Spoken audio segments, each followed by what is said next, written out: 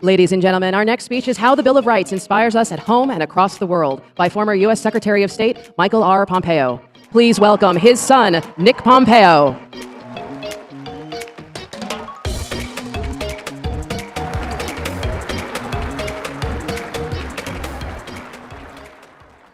You'll have to wait a little bit until we get to the main event, but it's great to see everyone here. My name is Nick Pompeo. You all probably know my dad, our 70th Secretary of State, Mike Pompeo. I want to tell you a little bit about him, but first, it's really special for me to be here at CPAC in Florida. It's extra special for me because my fiance, Rachel, who's here today, grew up about an hour south here. She's a Florida Gator. Now, I'm here for two reasons. One, to introduce my dad, but two, because I'm a young conservative. And I know a lot of you are too. I've met many of you here today. And it may not always seem like it, but there are a lot of us out there, and our numbers are growing. Be sure to keep making your voices heard. Now about my dad. As children, we get to know and see our parents in a way that nobody else really does. We know their values, we know their habits, we know their imperfections and their flaws. We know who they really are. And as his son, here's what I can tell you about my dad. He loves college basketball. He is obsessed with punctuality and being on time, so I need to hurry here. And he loves shooting shotguns in our family farm in Kansas. But these last 4 years, you all got to see what I've known about my dad for years. That he is a man of faith, he is a man of character. He is tough as nails. He will always tell it to you like it is. He stands firm in his beliefs.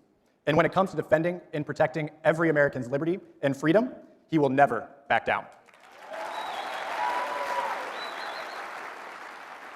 So with that, you know him as America's 70th Secretary of State, but in reality, he was America first Secretary of State. Introducing my dad, Mike Pompeo.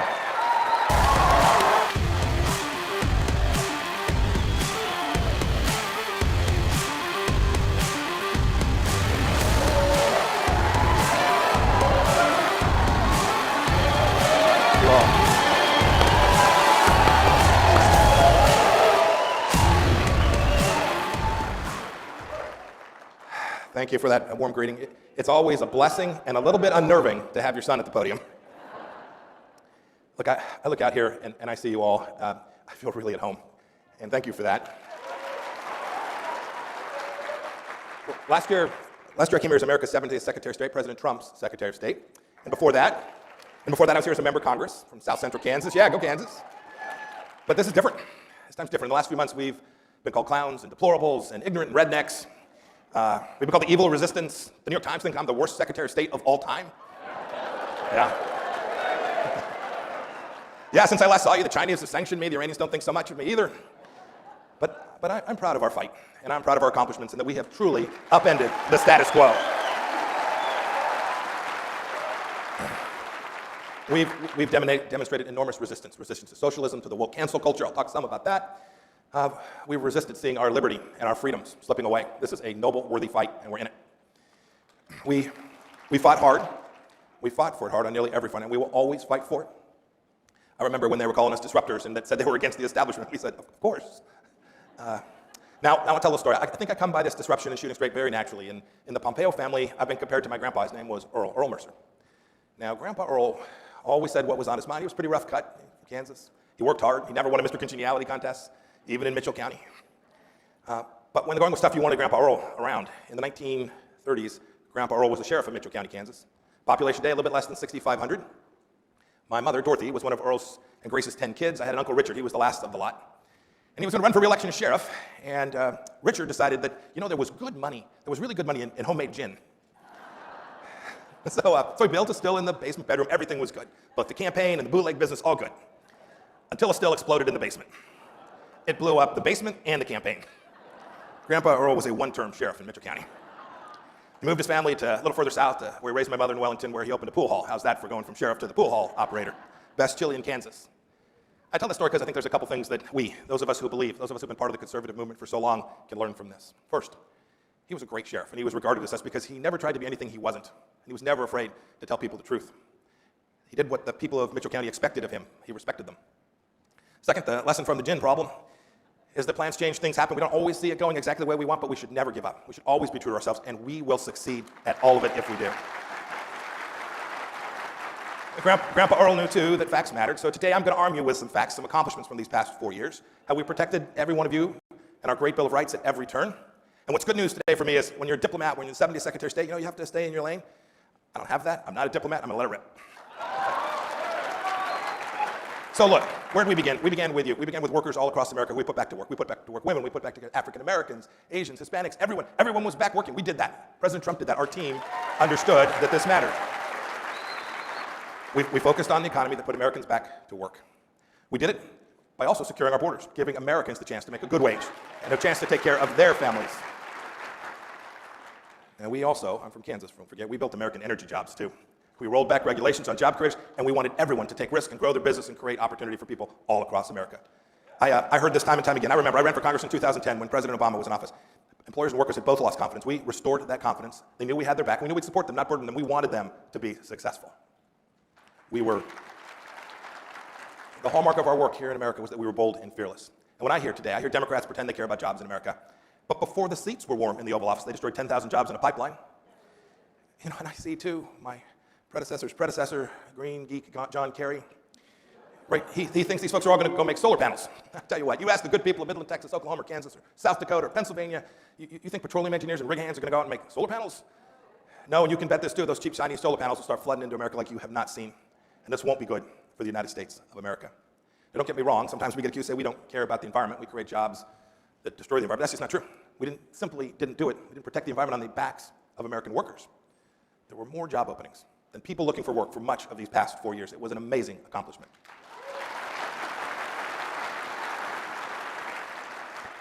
And when the Chinese wanted to come steal your job, we just said no way. 40 years, bipartisan, Democrat and Republican, 40 years of failure. Letting made in China crush us was going to stop. We demanded fair and reciprocal trade. Never forget, too, China depends more for us than we do on them. President Trump understood that, our foreign policy understood that, and we protected the American worker from the Chinese Communist Party's predation on us here in America. Now, my job often took me overseas. We protected our freedom abroad. We kind of did it like Grandpa Earl did. We were honest, hardworking. We treated the world as it is, not as we wished it were. We weren't going to live in fantasy land. I will tell you, I walked out of some very quiet rooms in Europe.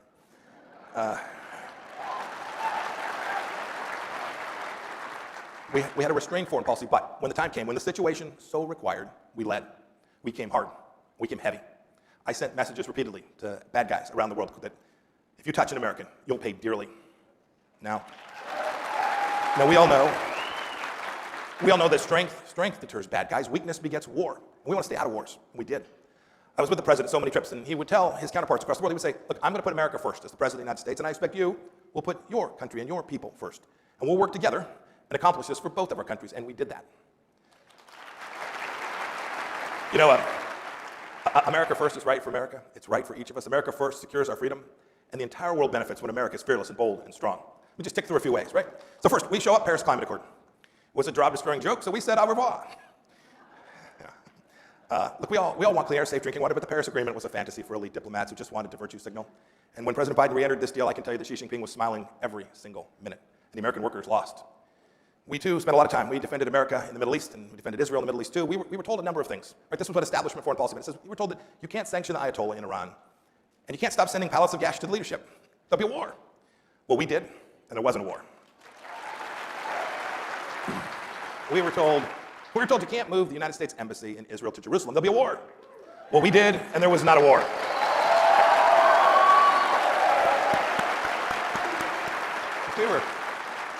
We were told you can't allow Israel to have its rights in Judea and Samaria and the Golan Heights. There'll be war. We did that. We righted that, and there was no war. We were told, and this was believed for a long time, that you can't secure peace in the region, in the Middle East, between Arab nations and Israel without buying off Palestinian kleptocrats. You'll create World War III. But we did. The Abraham Accords forged a real peace in the Middle East.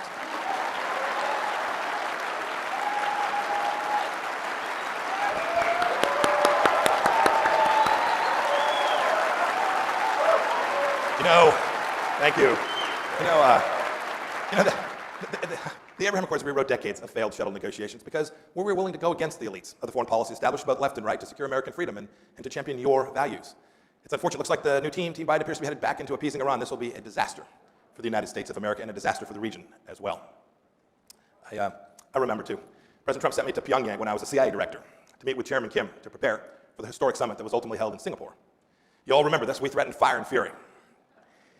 We threatened fire and fury not to go to war, but to deter it, and deter it we did. You know, since those two summits, one in Singapore, one in Hanoi, the North Koreans haven't tested a long-range ballistic missile, and they haven't tested their nuclear weapons. Exactly 0 tests have been conducted. That's real foreign policy. It was humbling too, because it was the second trip. I had the chance to bring home American hostages from Pyongyang, 3 men, at 3 o'clock in the morning. And America first always means never forgetting about our warriors. There was no greater honor, too, than the fact that we brought back other Americans like Pastor Brunson, who stayed in Turkey, detained wrongfully for just far too long. And we brought back so many remains of our fallen in Korea as well. This was amazing and right, and America first. So how many of you remember Qasem Soleimani, Allah rest his soul? This was the Iranian general who was trying to cause trouble for America. He was on a mission to harm Americans, but we were a few steps ahead of him. So in the end, he didn't cause trouble for Americans or anyone else ever again. Do you know that to this day, most of the liberals and most of the folks on T-Bite still won't acknowledge that ridding the world of an America-hating terrorist was a good thing. This is fantasy. Look, we drew a red line when the Syrians gassed children and women. And we told them, don't do that again. And when they crossed it, President Trump ordered 70 plus beautiful American-made Tomahawk missiles to let them know that we weren't going to allow them to kill women and children. America first takes real courage, takes a Secretary of State willing to walk into a room and tell it like it is, and a president who will have his back. We had that. Speaking of backs, I hear President Biden saying, America's back. Back to what? So, wait, back to pallets of cash to the Ayatollah so he can build missiles that threaten us? Back to apologizing when Iranians tell our soldiers and sailors to take to their knees at gunpoint? Back to President Biden killing a pipeline? Back to all the things that put America at risk? Back to supporting a pipeline in Europe that look like European jobs? This is not where we want to go back to any time at all. And we certainly don't want to go back to letting China have trade deals to kill our jobs right here in America. We can't afford it. It's not the right thing, and we don't have to do it. We must be bold, and we must always put America first. You know, we spent a lot of time talking about being canceled. I was really happy that this is being aired on television, not canceled, at least for the moment. We worked tirelessly with great success to deliver on our values, American values that have made this such a special, unique nation. Look, this country was built on what our founders understood, and then the Bill of Rights that came behind that Constitution. They built a nation recognizing that our rights come from our Creator and not from any government. Our union becomes more perfect every time we defend our sovereignty and we defend our borders, and I'm proud that we were the most pro-life administration in the history of the United States of America.